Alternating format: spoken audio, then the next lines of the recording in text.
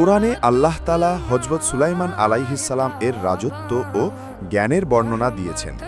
তিনি এমন এক নবী ছিলেন যিনি মানুষের পাশাপাশি জিন ও পশুদের সাথেও কথা বলতে পারতেন। একদিন সুলাইমান আলাইহিস সালাম তার সৈন্যবাহিনী পর্যবেক্ষণ করছিলেন। তখন তিনি দেখলেন যে হুদহুদ নামের পাখিটি অনুপস্থিত। কিছুক্ষণ পর হুদহুদ ফিরে এলো এবং বলল, আমি এমন এক জাতির খোঁজ পেয়েছি যারা সূর্যকে উপাসনা করে। তাদের রানীর নাম বিলকিস। আল্লাহ তাকে সবকিছু দিয়েছেন এবং তার রয়েছে এক বিশাল সিংহাসন। সুলাইমান আলাইহিস সালাম অবাক হলেন এবং একটি চিঠি পাঠালেন রানী বিলকিসের কাছে, যাতে লেখা ছিল, আল্লাহর নামে, সর্বদয় ও পরম করুণাময়। আমার বিরুদ্ধে অহংকার করো না, বরং মুসলমান হয়ে আমার কাছে চলে এসো। রানী বিলকিস তার উপদেষ্টাদের সাথে পরামর্শ করলেন। তারা বলল, আমরা শক্তিশালী, কিন্তু চূড়ান্ত সিদ্ধান্ত তোমার। রানী বিলকিস তখন বললেন, রাজারা যখন কোনো দেশে প্রবেশ করে সেটাকে ধ্বংস করে দেয় আর সম্মানিতদের অপমানিত করে ফেলে। তিনি যুদ্ধের পরিবর্তে কূটনৈতিক উপায়ে সুলাইমান আলাইহিস সালামকে একটি উপহার পাঠালেন।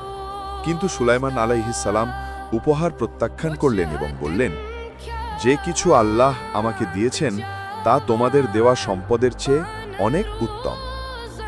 এরপর সুলাইমান আলাইহিস সালাম তার দরবারে বললেন, কে আছে যে রানী বিলকিসের সিংহাসন আমার কাছে এনে দিতে পারবে? এক জিন বলল, আপনি ওঠার আগেই এনে দেব। কিন্তু এক জ্ঞানী ব্যক্তি, যিনি আল্লাহর নাম জানতেন, বললেন, আমি আপনার চোখের পলকের আগেই তা এনে দিতে পারি। এবং মুহূর্তেই বিলকিসের সিংহাসন সুলাইমান আলাইহিস সালামের সামনে উপস্থিত হল। সুলাইমান আলাইহিস সালাম কৃতজ্ঞ হয়ে বললেন, এটা আমার প্রতিপালকের অনুগ্রহ, যাতে তিনি পরীক্ষা করেন আমি কৃতজ্ঞ হই না অকৃতজ্ঞ।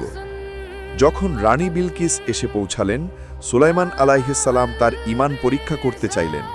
তিনি বললেন, তোমার সিংহাসন কি এরকম?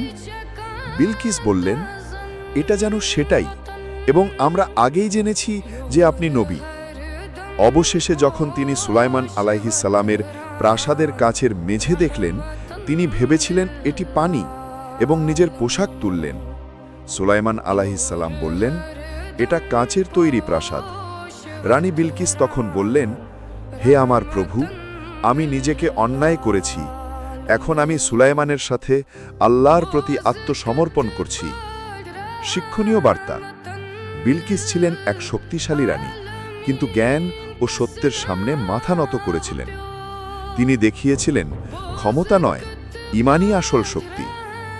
আল্লাহ যাকে হিদায়েত দিতে চান, তিনি তাকে সত্যের পথ দেখান, যত বড় শাসকই হোক না কেন।